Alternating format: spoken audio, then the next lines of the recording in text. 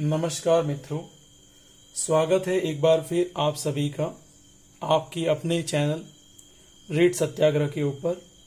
Your success is our success.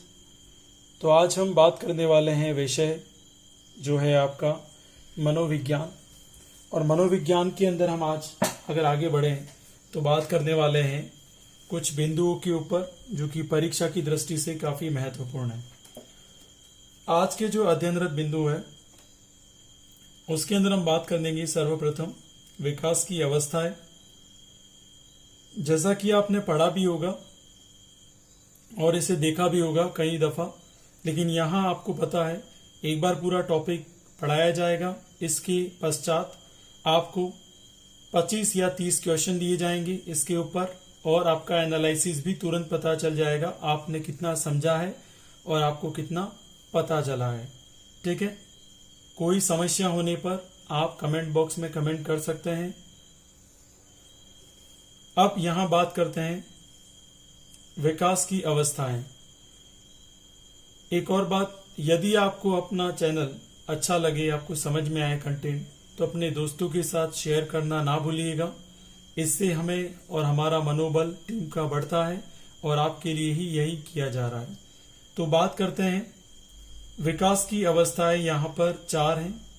सर्वप्रथम विकास की अवस्था है गर्भावस्था, दूसरी होती है शैशवावस्था, तीसरी होती है बाल्यावस्था और चतुर्थ होती है किशोरावस्था।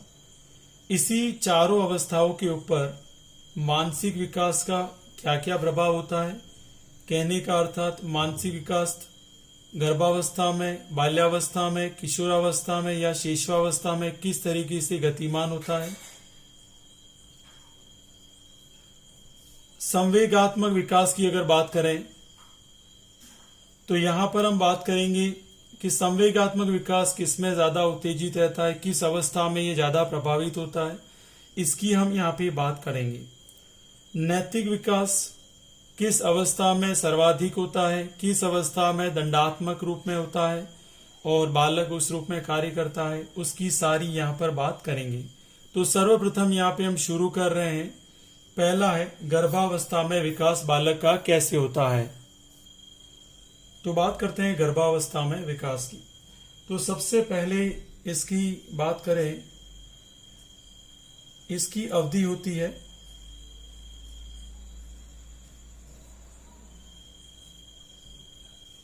280 दिन। क्या होती है? 280 दिन, या इसे कह सकते हैं हम 9 माह। तो गर्भावस्था में विकास की जो बालक होता है उसके विकास की अवधि होती है 280 दिन और 9 माह। तो एक एक बिंदु हम समझेंगे लगातार। अब मैं समझा देता हूं। सबसे पहले होता क्या है, सर्वप्रथम यहाँ पे गर्भधारण के समय बीज हैं। बीज का मतलब यहाँ बात करें शुक्राणु। ठीक है, तो जैसे ही गर्भधारण होगा,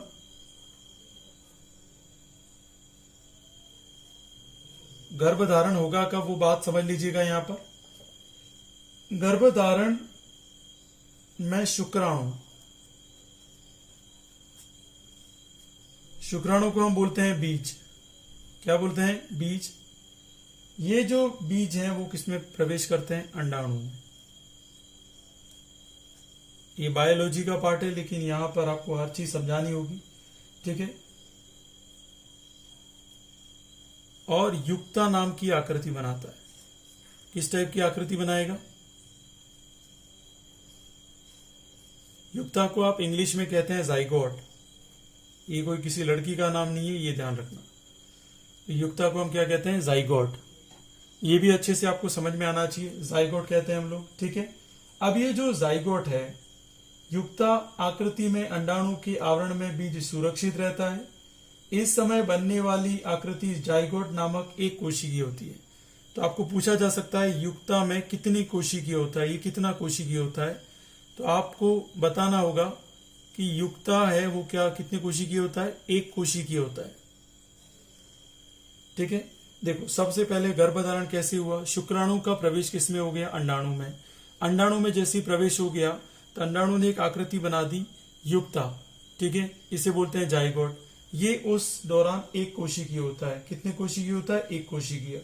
बीज को योग नामक पदार्थ से पोषण की प्राप्ति होती है। ठीक है। अब जो एक कोशिकी है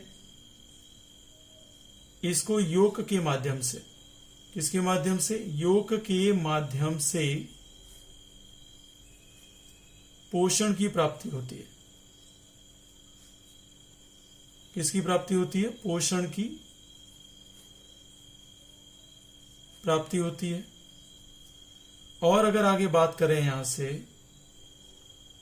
तो यहां पर योग नामक पदार्थ है वो पोषण की प्राप्ति करती है, जो अंडे की दीवार से एक तरल पदार्थ के रूप में स्रावित होता है। अंडे की दीवार में किस तरीके के पदार्थ से स्रावित होता है, तरल पदार्थ से। अब जैसे 15 दिन हो गए तो ये बीज इस अवस्था में रहते हुए विकसित होता है और इस अवस्था को बोलते हैं बीजावस्था। ठीक है। कितने दिन के 15 दिन तक, 15 दिन की ये जो अवस्था होती है इसे क्या बोलते हैं, बीजावस्था। क्या बोलते हैं, बीजावस्था। और इस बीजावस्था के बाद 16वें दिन, कौन सा दिन, 16वें दिन अंडा टूट जाता है।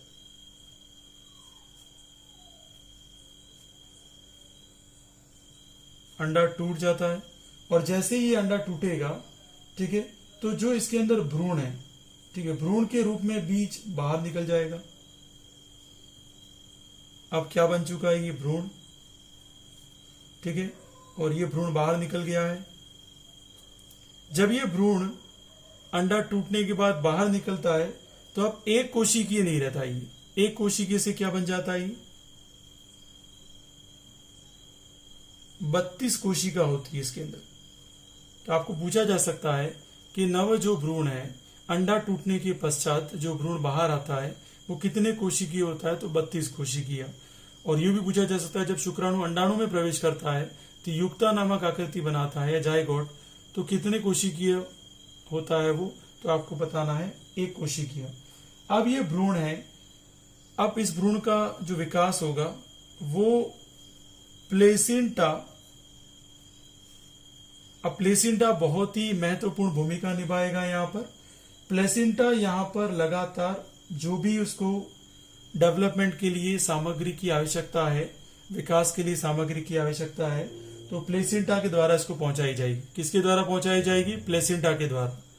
अब ये प्लेसेंटा यहाँ पर क्या करेगा, इसको सारी सामग्री पहुंचाएगा और मां के गर्भ की दीवार से चिपका होता है और गर्भ की दीवार के सहारे सहारे बहुत तेजी से चक्कर लगाता है। ये गोल गोल गोल गोल ये सारे चक्कर लगाता है और इसका आकार लगभग बड़ा होने लग जाता है और गर्भ के 2 माह पूरे होने तक लगभग सभी अंग बनना शुरू हो जाते हैं। तो लगभग 2 माह बाद सभी अंग बनना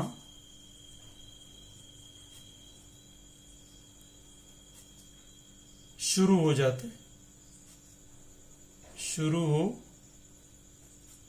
तो भाई अब ये 2 माह के बाद की बात चलते हैं, यहां तक आ गया समझ में। अब 2 माह हो गए, 2 माह के बाद आपको ऐसा पूछा जा सकता है कि अंग का विकास तो हो रहा है सर, सबसे पहले किसका निर्माण होगा, याद रखना है सर्वप्रथम उस भ्रूण में, सर्वप्रथम इसमें सिर का विकास होता है। मतलब सर का जो निर्माण होता है वो सबसे पहले होगा 2 माह के पश्चात। अब आगे की बात कर लेते हैं, यहां तक समझ में आ गया होगा। अब ये विकास भी 3 परतों में होता है। 3 परतें कौन कौन सी उसे आप समझ लीजिएगा। एक परत होती है जिसका नाम आप जानते हो, तो एक को बोलते हैं एक्टोडर्म, दूसरा का नाम है यहां पर मीसोडर्म और तीसरा का नाम यहां पर है एंडोडर्म।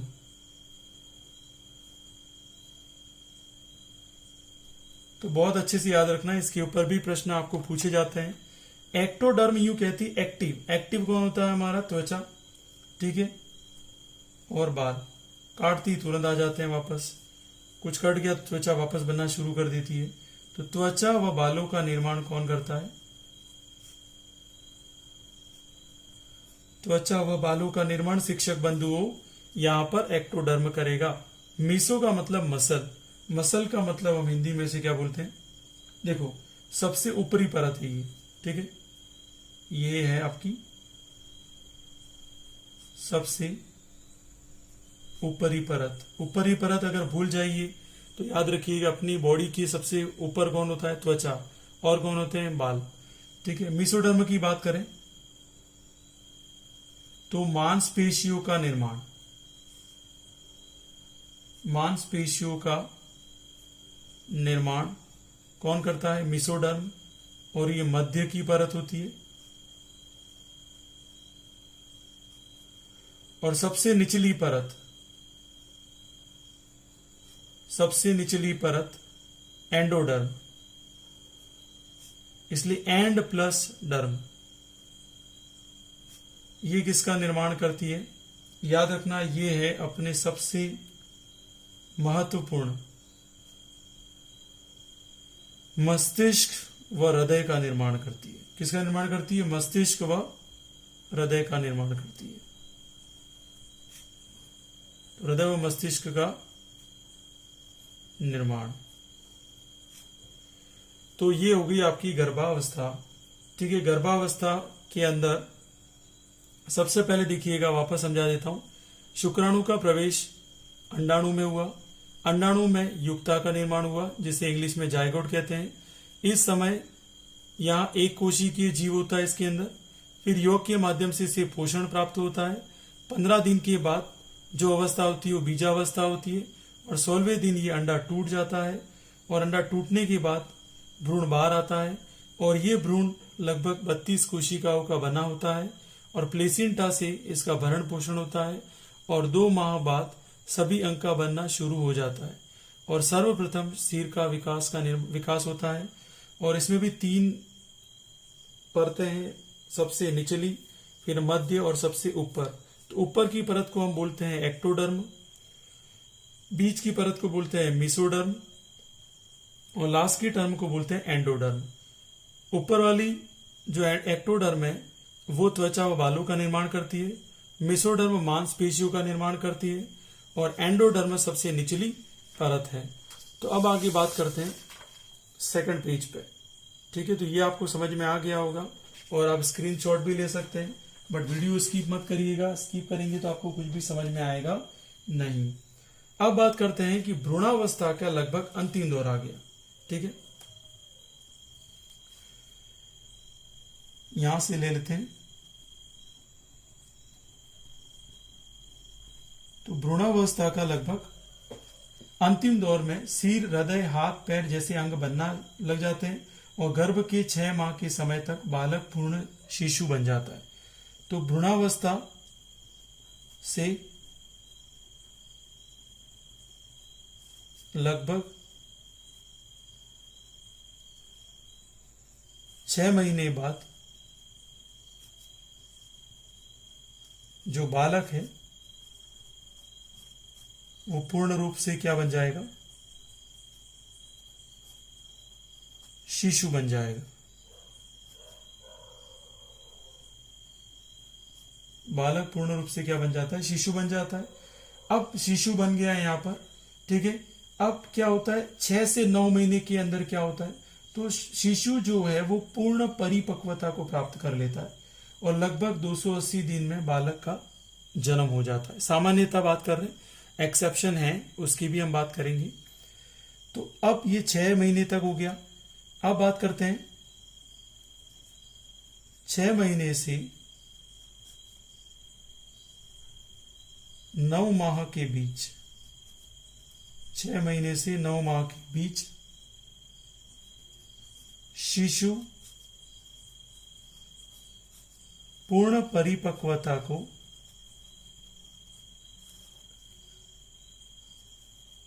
प्राप्त करता है।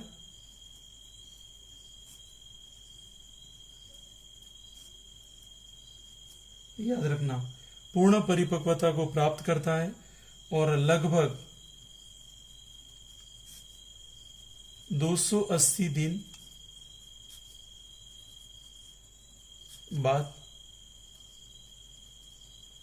इसका जन्म होता है। इससे पहले भी हो सकता है और इसके बाद भी कुछ दिन और लग सकते हैं। ठीक है, ये सामान्यतः बात हो रही है। इसके बाद बात करें कि बच्चे के अंदर गर्भधारण किस हार्मोन के द्वारा होता है, तो वो भी अपने को याद रखना है। गर्भधारण के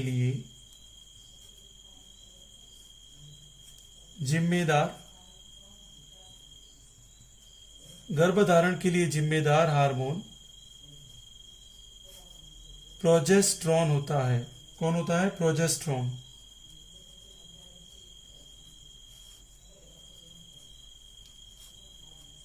गर्भधारण के लिए जिम्मेदार हार्मोन कौन है? प्रोजेस्टेरॉन। अब क्या है, गर्भकाल के समय शिशु परिपक्व हो गया है, तो क्या होगा, यहां पर याद रखना, जब शिशु परिपक्व हो जाता है तो गर्भ की दीवार से ऑक्सीटोसिन हार्मोन निकलता है। कौन सा हार्मोन निकलता है? Oxytocin hormone. तो आपको पूछा जा सकता है, शिशु परिपक्व होने के बाद गर्भ की दीवार में कौन सा हार्मोन स्रावित होता है? ठीक है, जिसकी वजह से गर्भ की दीवार में क्या हो जाता है, जो भी गर्भ की दीवार है, गर्भ की दीवार का क्या शुरू हो जाता है? संकुचन शुरू हो जाता है। फिर देखा होगा अपने, माता के पेट में दर्द होता है और जन्म की परिस्थितियां बनती है। तो जन्म की परिस्थितियां बनती है किसकी वजह से? ऑक्सीटोसिन हार्मोन की वजह से। इसके बाद अगर बात करें तो गर्भ की दीवार में संकुचन के कारण प्लेसेंटा संपर्क गर्भ की दीवार से टूट जाता है। ठीक है, और टूटने के बाद रिलैक्सिन हार्मोन स्रावित होता है। ठीक है, तो आपको पूछा जा सकता है, प्लेसेंटा से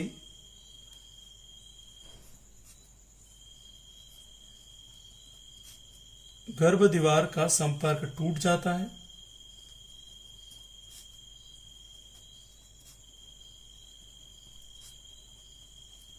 और टूटते ही जो रिलैक्सिन हार्मोन है, कौन सा हार्मोन शिक्षक बंधुओं? रिलैक्सिन हार्मोन का स्त्रावण शुरू हो जाता है। अब रिलैक्सिन हार्मोन का स्त्रावण शुरू हो गया, तो जैसे ही रिलैक्सिन हार्मोन का स्त्रावण शुरू हो गया तो यहां पर क्या आ जाएगा, ये रिलैक्सिन हार्मोन क्या करता है, रिलैक्सिन हार्मोन गर्भनाल को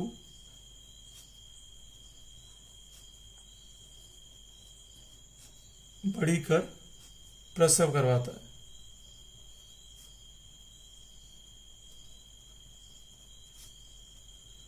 तो आपको समझ में आ गया होगा कि यहां तक ये सारा के सारा कौन सी अवस्था थी? गर्भावस्था। एक बार वापस बता देता हूं आपको, भ्रूणावस्था से लगभग 6 महीने बाद बालक पूर्ण रूप से क्या बन गया? शिशु बन गया। 6 महीने से 9 महीने के बीच शिशु पूर्ण रूप से परिपक्व हो जाता है और 280 दिन के बाद इसका जन्म होता है।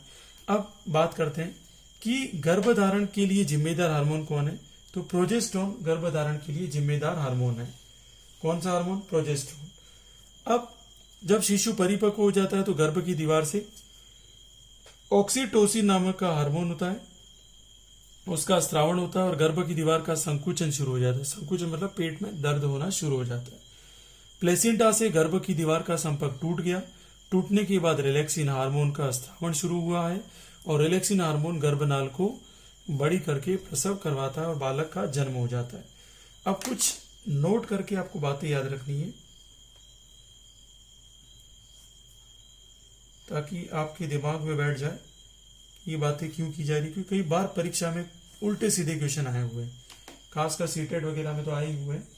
ठीक है, एक तो पहला तो ये पूछा जाता है, बालक की अपेक्षा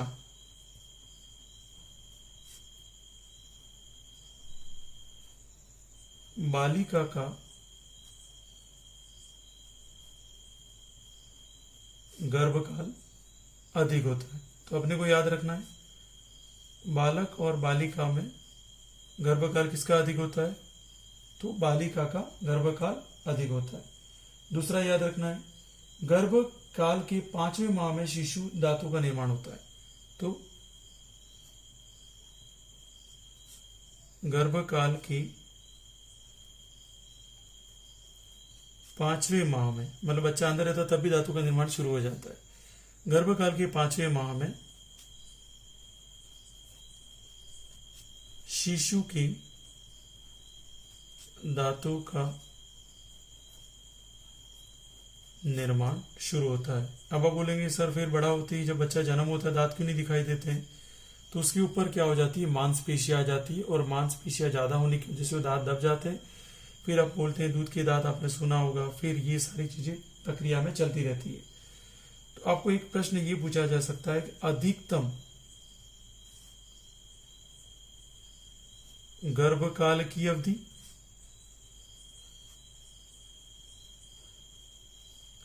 और दूसरा पूछा जा सकता है न्यूनतम गर्भकाल की अवधि। तो आपको याद रखना है, अगर अधिकतम की बात करें तो 330 दिन और न्यूनतम की बात करें तो 180 दिन। बहुत अच्छे से ध्यान रखना है, अधिकतम गर्भकाल की अवधि 330 दिन होती है और न्यूनतम गर्भकाल की अवधि 180 दिन होती है। तो शिक्षक बंधुओं, आपको जो मैंने अभी तक बताया वो आपको समझ में आया होगा। नहीं आया है तो एक बार रेडियो वापस रिवाइज करिए, आपको समझ में आ जाएगा। तो हम आगे की बात करते हैं। अब आगे हम बात करते हैं, ये तो हो गई गर्भावस्था। तो गर्भावस्था आपको समझ में आ गया होगा। दूसरा जो है, दूसरी जो अवस्था है वो है आपकी शिशुवावस्था।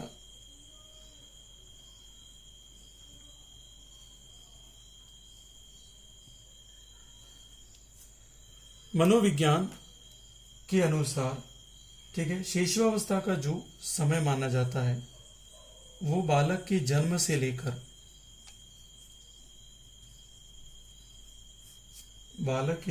लेकर 6 वर्ष तक, बालक के जन्म से लेकर 6 वर्ष तक की जो अवस्था है उसे क्या बोलते हैं? शिशुवावस्था। ठीक है। अब इसमें इसका अलग नैतिक आचरण शून्य की अवस्था भी कहता है, बचपन भी कहते हैं। ठीक है, तो सबकी अलग अलग है। तो कुछ एक जो इम्पोर्टेंट है उसकी मैं बात कर लेता हूं, जिसकी आपको समझ में आ जाएगी शिशुवावस्था। तो पहला देखो, शिशुवावस्था को यूं भी बोल सकते हैं आप, पूर्व बाल्यावस्था। पूर्व बाल्यावस्था, इसमें फिर आप कंफ्यूज मत हो जाना। देखो, शिशुवावस्था को और क्या कहते हैं? खिलौनों का काल, क्योंकि बच्चा शिशुवावस्था में अधिकतर समय अपना खिलौने के साथ निकालता है। दूसरा इसको क्या बोलते हैं? बहुत अच्छे से ध्यान रखना है इसको, उदासीनता की अवस्था। उदासीन व्यवहार करता है, न तो उसे ही समझ में आता है कि उसे कौन सी चीज पसंद है, क्या जिसमें इंटरेस्ट है, वो सारी चीजें इसमें प्रदर्शित नहीं होती है। उदासीनता की अवस्था, इसकी बात करें, कुछ विद्वानों के अनुसार इसे सीखने का आदर्श काल बताया गया है। इसे सीखने का आदर्श काल बोला गया है। फिर बात करें तीव्र विकास की अवस्था।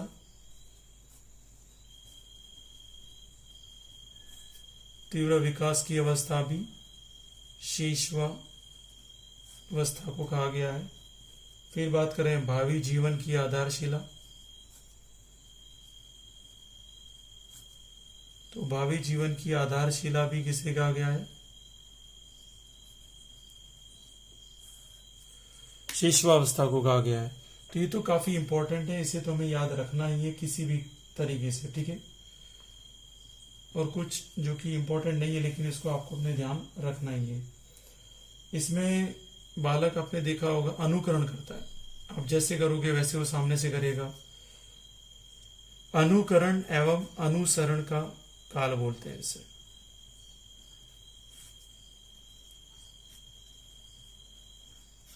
अब जो इसमें इंपॉर्टेंट है वो कौन सा है, देखो खिलौनों का काल। तो खिलौनों का काल किसे कहते हैं, शेषवावस्था। और शेषवावस्था का दूसरा नाम क्या है, पूर्व बाल्यावस्था। ये रीट के अंदर प्रश्न पूछा जा चुका है, ठीक है। पूर्व बाल्यावस्था मतलब बाल्यावस्था के पहले कौन सी अवस्था थी, शेषवावस्था, ठीक है। उदासीनता की अवस्था, सीखने का आदर्श काल। तो सीखने का आदर्श काल किस विद्वान ने कहा था, आपको याद रखना है, वैलेंटाइन ने कहा था। वैलेंटाइन ने शेषवावस्था को क्या कहा है, वैलेंटाइन ने शेषवावस्था को कहा है सीखने का आदर्श काल। और तीव्र विकास की अवस्था कहने वाले विद्वान जो थे वो थे जेबी वॉटसन। याद रखिएगा, जेबी वॉटसन ने शेषवावस्था को तीव्र विकास की अवस्था कहा है। और भावी जीवन की आधारशिला अगर शेषवावस्था को कहा है सिगमंड फ्रायड ने कहा है।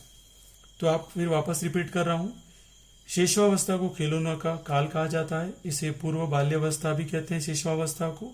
ये जन्म से लेकर 6 वर्ष तक चलती है, ठीक है। तो इसे अपने को समझना है। उदासीनता की अवस्था कहा जाता है, सीखने का आदर्श काल वैलेंटाइन ने शेषवावस्था को कहा था। शेषवावस्था को तीव्र विकास की अवस्था कहा था जेबी वॉटसन ने। और भावी जीवन की आधारशिला किसने कहा था, सिगमंड फ्रायड ने। तो सिगमंड फ्रायड ने भावी जीवन की आधारशिला शेषवावस्था को कहा है, ठीक है। तो ये कुछ बातें जो अपने को ध्यान रखनी है। अब इसकी बात कर लेते हैं कि इस अवस्था में शारीरिक विकास और परिवर्तन कैसे होते हैं। यहां लिख देता हूं,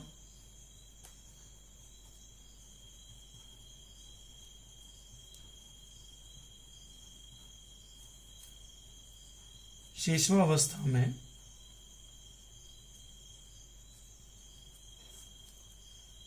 शारीरिक विकास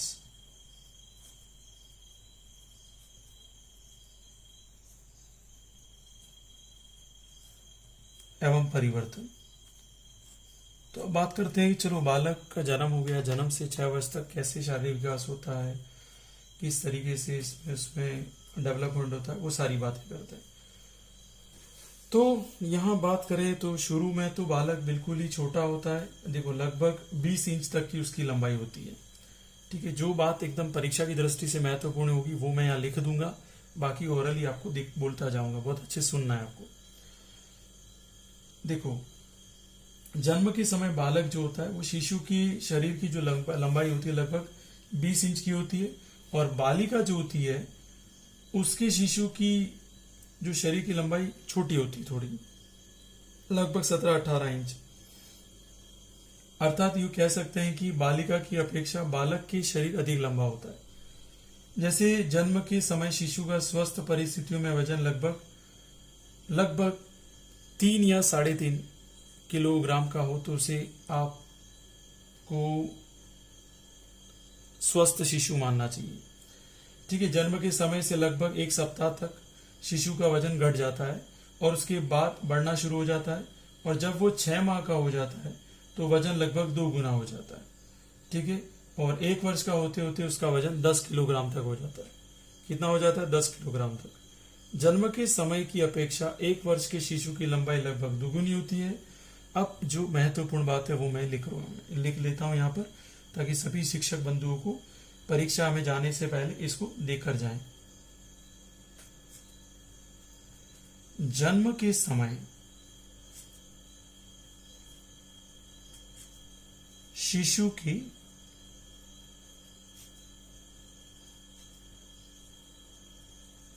हृदय की धड़कन, दूसरा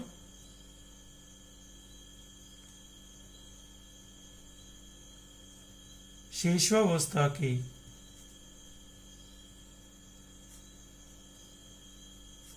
उत्तर काल में हृदय की धड़कन,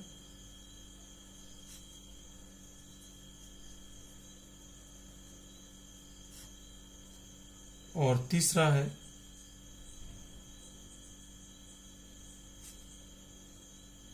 वयस्क अवस्था होने पर हृदय की धड़कन।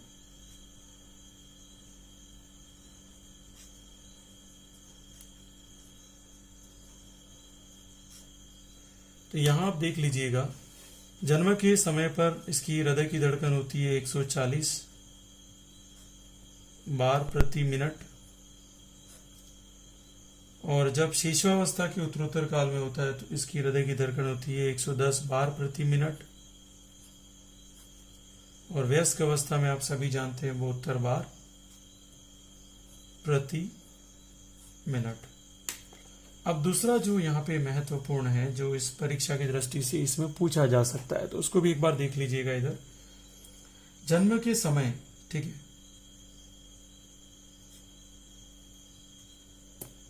जन्म के समय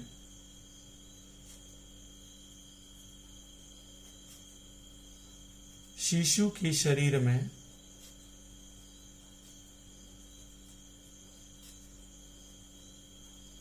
कुल हड्डियां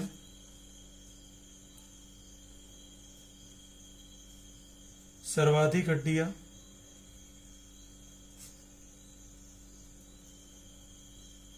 कौन सी अवस्था में?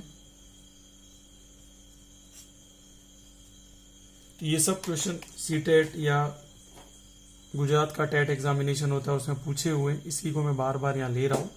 जन्म के समय आपको याद रखना है कि शिशु की हड्डियां कितनी होती है 270, कितनी हो जाती है 270, और सर्वाधिक हड्डियां कितनी होती है यहाँ पर 350, 350 होती है, लेकिन कौन सी अवस्था में होती है? ये बाल्यावस्था में,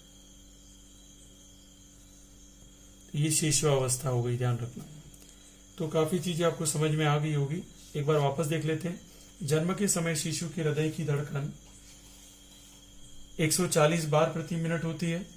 शिशुअवस्था की उत्तर काल में हृदय की धड़कन 110 बार प्रति मिनट होती है। वयस्क अवस्था होने पर हृदय की धड़कन 72 बार प्रति मिनट होती है।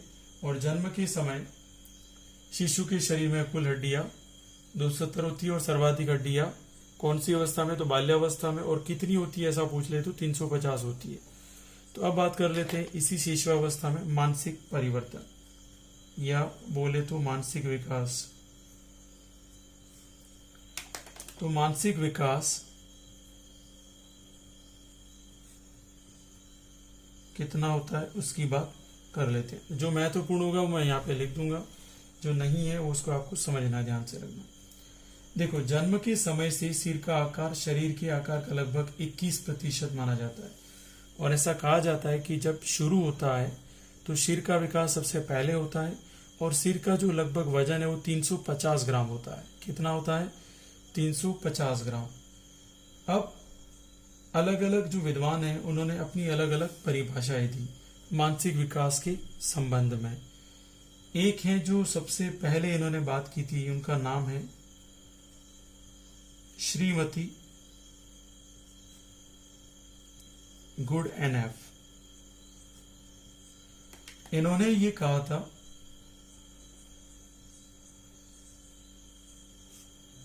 लगभग 3 वर्ष में, कितने वर्ष में? 3 वर्ष में, या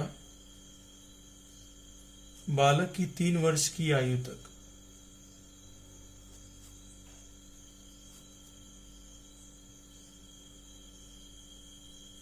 बालक की बुद्धि का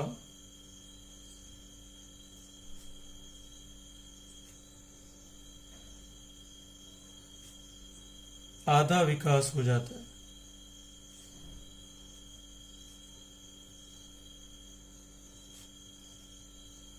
कितना विकास हो जाता है? आधा विकास। तो बहुत ही महत्वपूर्ण है।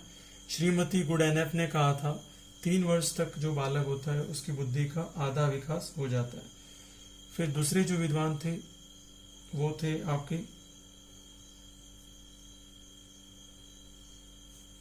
Sigmund Freud.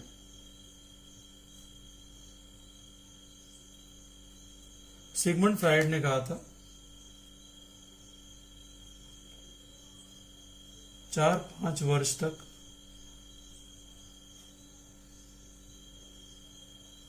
बालक की बुद्धि का विकास हो जाता है।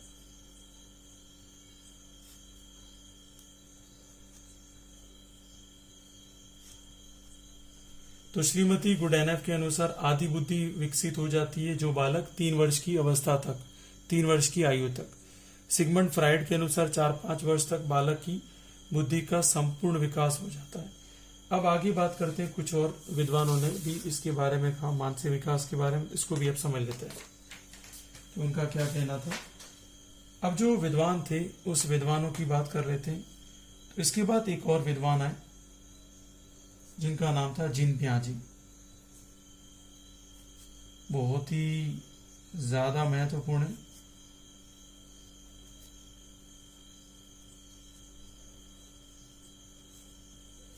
जीन पियाजे के अनुसार 15 से 16 वर्ष की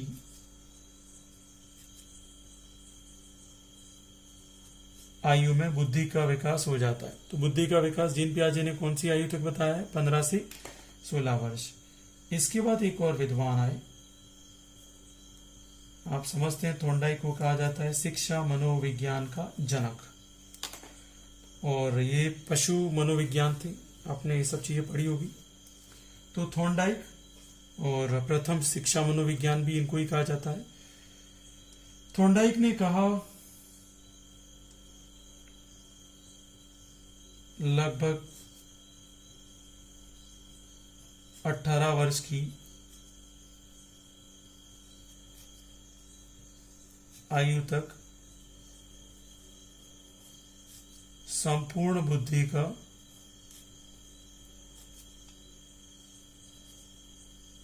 विकास हो जाता है। तो ये थोंडाइक और जीन पियाजे वाले आपको सभी शिक्षक बंधुओं याद रखनी है। और लास्ट एक ले लेते हैं,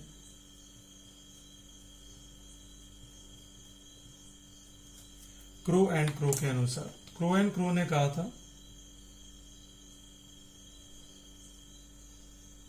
लगभग 20 से 25 वर्ष की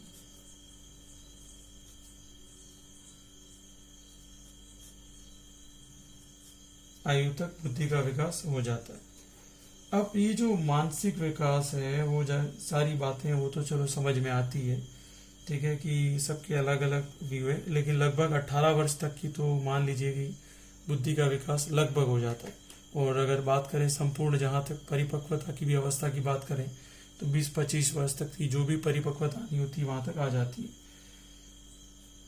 अब एक विद्वान रहे हैं जिनका नाम है जॉन लॉक, और इन्होंने जो कुछ बात कही थी वो काफी इंपॉर्टेंट है।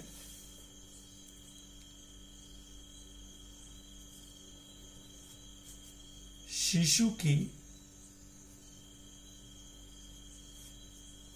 दिमाग, या बात करें मस्तिष्क की, इन्होंने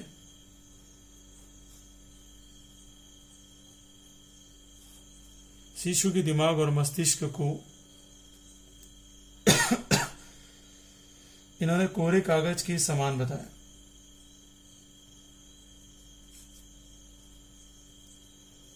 पूछा हुआ प्रश्न है, किस महान विद्वान ने एक शिशु की मस्तिष्क को या शिशु की मस्तिष्क की यहां पर कंपैरिजन किया, किसके साथ? कोरे कागज के साथ। ठीक है, तो आपको याद रखना है जॉन लॉक थे जिन विद्वान ने शिशु के मस्तिष्क को कोरे कागज के साथ क्या किए? कंपैरिजन किया। ठीक है, या तुलना की है हिंदी में बोले तो। जॉन लॉक ने कहा क्या था वो सुन लेना एक बार। जॉन लॉक का कहना था कि जन्म जब शिशु का होता है तो उसका जो मस्तिष्क होता है वो कोरे कागज के समान होता है, लेकिन जैसे जैसे वो अपनी परिपक्वता की स्थिति प्राप्त करता है तो वो उसके द्वारा अनुभव को लिखता है। किसको लिखता है? अनुभव को लिखता है। ये सारी बातें किसने की थी? जॉन लॉक ने। इसकी बात करें, अभी तो मानसिक विकास हो गया, अब बात करते थे यहां पर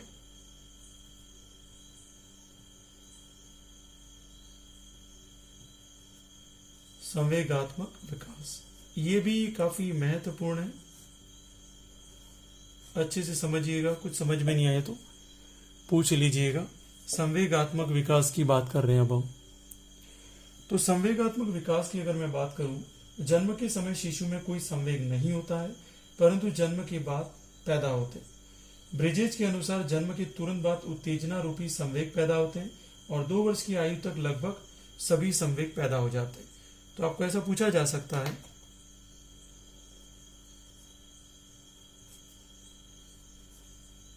किस विद्वान के अनुसार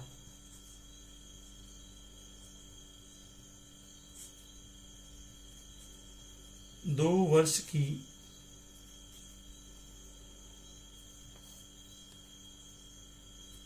वर्ष की अवस्था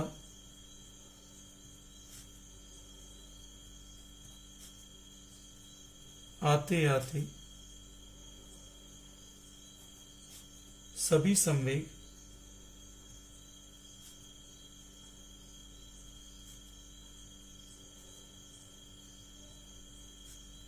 पैदा हो जाते हैं। तो आपको याद रखना है, किसने कहा था? ब्रिजेज ने। ब्रिजेज नाम के विद्वान थे, उन्होंने कहा था 2 वर्ष की आयु तक आते आते बालक के अंदर सभी संवेगों का विकास क्या हो जाता है? पूर्ण हो जाता है।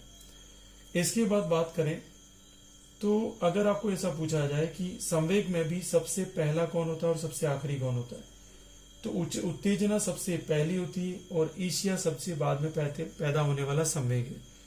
तो पहला संवेग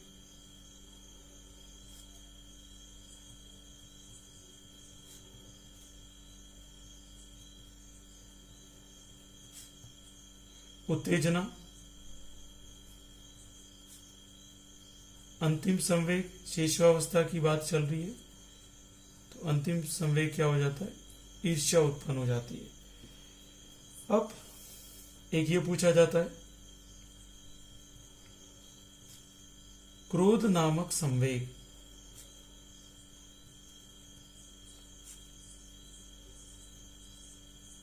सबसे ज्यादा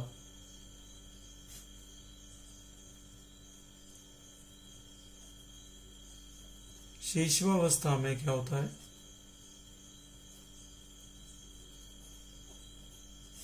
क्रियाशील होता है। तो इसे ध्यान रखिएगा शिक्षक बंधु कि क्रोध नामक संवेग सबसे ज्यादा किस अवस्था में क्रियाशील होता है, तो आपको याद रखना है शेषावस्था में सबसे ज्यादा क्रियाशील होता है। ठीक है। अब संवेगों के 14 प्रकार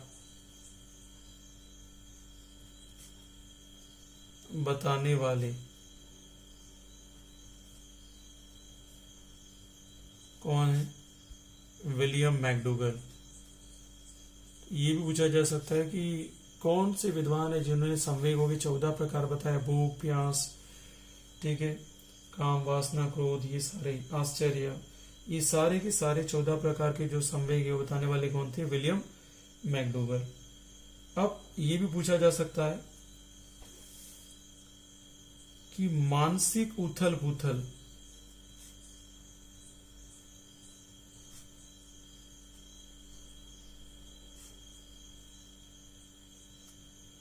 मानसिक जो उथल पुथल है उसे कौन सी अवस्था कहते हैं? ये पूछा जा सकता है। तो उसे कौन सी अवस्था कहते हैं?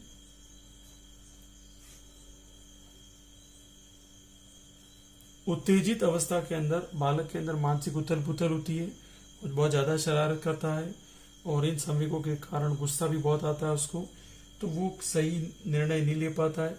तो ये सारी इसकी बातें थी, ठीक है, जो अपने को याद रखनी है। एक बार देख लीजिएगा वापस। जीन पियाजे के अनुसार बुद्धि का जो विकास है बालक के अंदर 15 से 16 वर्ष तक ही हो जाता है। टोंडाई के अनुसार लगभग 18 वर्ष की आयु तक संपूर्ण बुद्धि का विकास हो जाता है। क्रो एंड क्रो के अनुसार लगभग 20 से 25 वर्ष तक की आयु तक हो जाता है। और जॉन लॉक नामक एक पहले विद्वान थे जिन्होंने शिशु के मस्तिष्क की कल्पना एक कोरे कागज से की थी और उन्होंने कहा था परिपक्वता आते आते वो अपने अनुभव लिखना शुरू करता है इस कोरे कागज के ऊपर। संवेगात्मक विकास की बात की तो इसमें विद्वान थे जिसका नाम था ब्रिजेज। ब्रिजेज ने कहा था कि 2 वर्ष की अवस्था आते आते बालक के अंदर सभी प्रकार के संवेगों का विकास हो जाता है। पहला जो संवेग है उन्होंने कहा था उत्तेजना होती है, और अंतिम संवेग होती है ईर्ष्या। क्रोध नामक जो संवेग है सबसे ज्यादा शिशुअवस्था में क्रियाशील होता है। संवेगों के 14 प्रकार बताने वाले कौन थे हमारे यहाँ पर? William McDougall.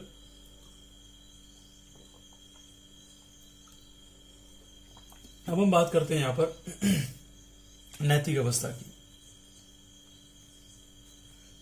शिक्षक बंधुओं, आपको स्किप नहीं करना है। अगर आप भर्ती परीक्षा में अच्छे अंकों से पास होना चाहते हैं, सिलेक्शन लेना चाहते हैं, तो आपको पूरा वीडियो देखना है अच्छे से। नैतिक विकास की बात करते हैं तो देखो, नैतिक विकास की बात करें तो शिशुअवस्था में बालक नैतिक विकास के आचरणों का अभाव होता है। मतलब आपको बोला जाए नैतिक विकास क्या? शिशुअवस्था में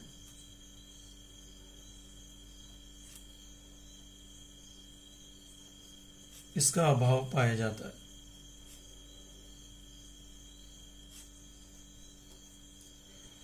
ठीक है।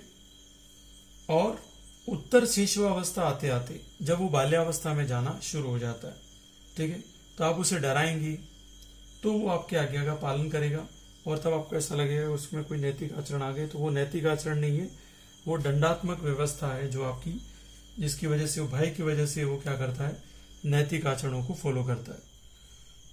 तो मैं लिख देता हूं उत्तर शिशुअवस्था।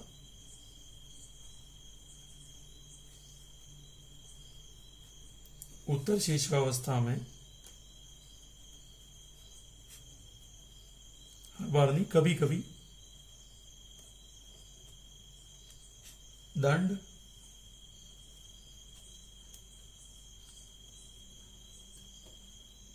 या आज्ञा पालन के भय से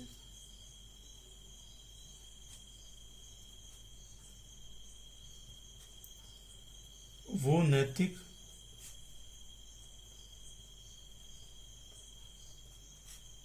आचरणों की दिशा में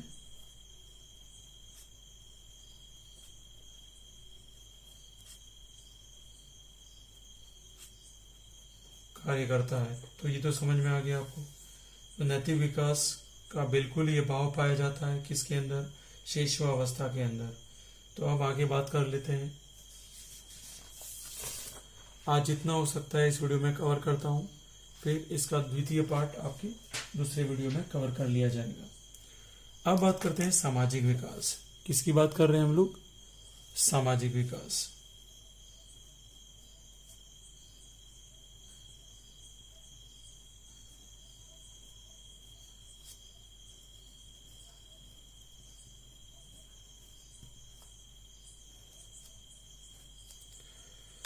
तो मित्रों, सामाजिक विकास में शिशुअवस्था में इसके ऊपर क्या प्रभाव पड़ता है उसकी बात कर लेते हैं। तो शिशुअवस्था में बालक में कोई सामाजिक विकास नहीं होता, असामाजिक भी नहीं होता, तो दोनों ध्यान रखें।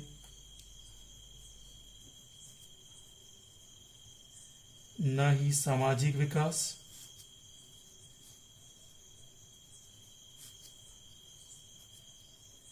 न ही बालक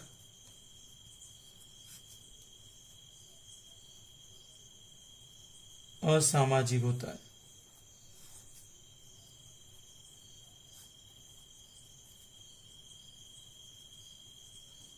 केवल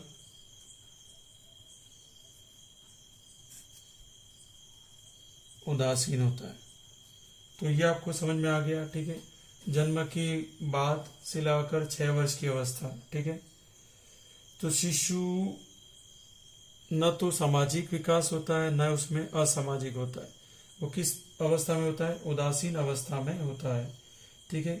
ऐसा कहा जाता है कि जैसे ही उसका जन्म हुआ, जन्म के 1 माह बाद शिशु जंतु एवं मानव की आवाज में अंतर नहीं कर पाता। फिर जैसे वो 2 माह का हो गया, शिशु मनुष्य की आवाज को पहचानने लग जाता है। 3 माह होती है, अपनी मम्मी को पहचानने लग जाता है। और 4-5 माह का शिशु अपने को पराया, अपना पराया समझने लगता है। जैसे आपने उठा लिया, ठीक है, आप उसके रिलेटिव हो, रोज साथ में घर रहते हो, तो वो आपसे रोएगा नहीं, आपके पास आएगा। लेकिन कोई बाहर से आ गया और उसे उठा लिया तो वो रोएगा और उसके पास जाएगा नहीं। तो परंतु पड़ोसी की गोद में भी रोने लग जाता है। लगभग शिशुअवस्था के उत्तर काल आते आते सामाजिक विकास की दिशा में कार्य करने लगता है और अपनी आयु के बालकों के साथ खेलना पसंद करता है, ठीक है। और शिशुअवस्था में शिशु में आत्म प्रेम पाया जाता है। तो ये पूछा जा सकता है, शिशुअवस्था में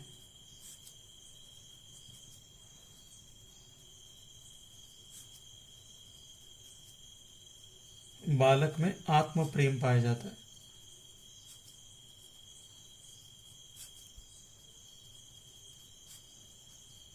तो ये कुछ याद रखनी है। शिशुअवस्था न तो सामाजिक है, न असामाजिक है, और बिल्कुल ही क्या है, यहाँ पर उदासीन है। तो ये चीजों को थोड़ा सा अपने को याद रखना है।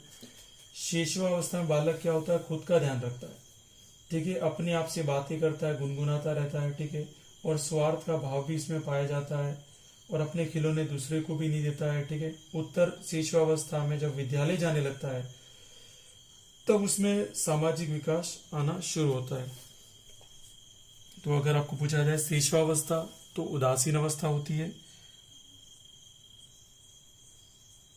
परंतु उत्तर शिशुअवस्था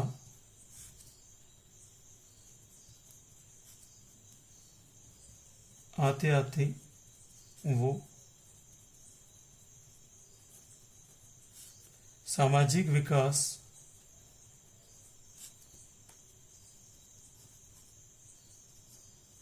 की दिशा में कार्य करने लग जाता है।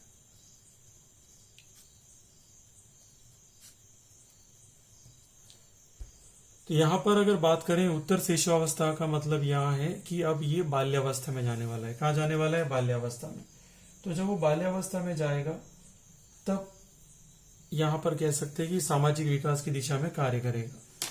इसकी बात करें, बात बालक की भाषा का विकास।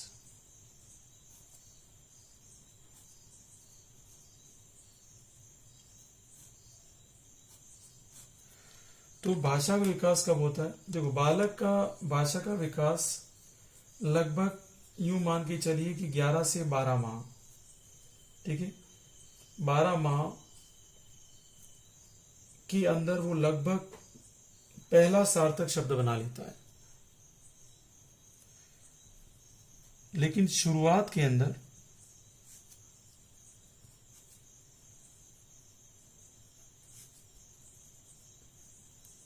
क्रंदन कर, क्रंदन मतलब रोते हुए, क्रंदन कर अपनी बात करता है।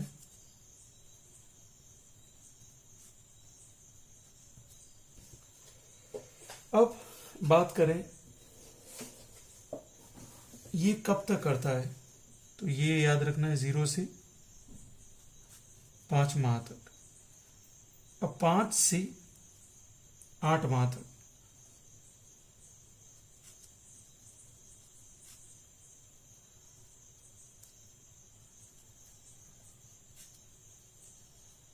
कुछ ध्वनियों को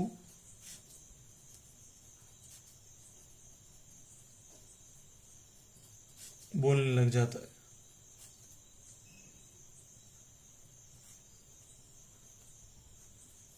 और जिस तरीके से वो 9 से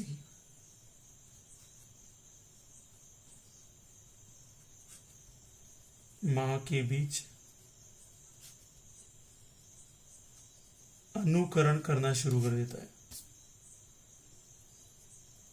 अनुकरण करना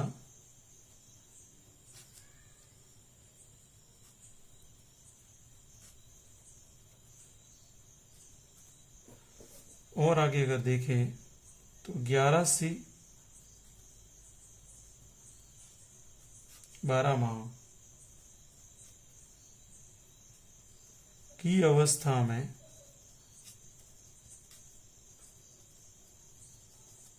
बालक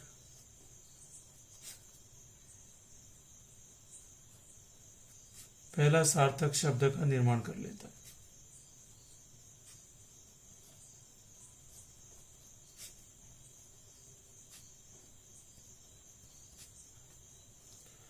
तो ये कुछ चीजें हैं आपको बतानी थी, तो मैंने बता दिया। शिशुअवस्था के अंदर सर्वप्रथम 0 से 5 माह तक वो क्रंदन के द्वारा अपनी बात मनवाता है या बात करता है।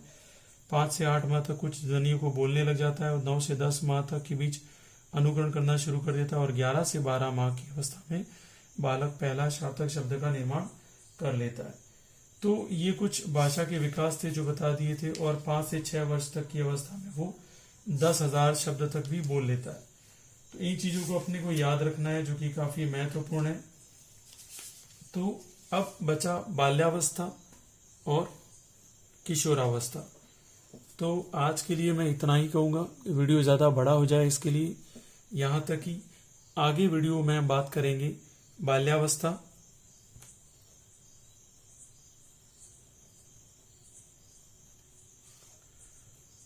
और किशोरावस्था।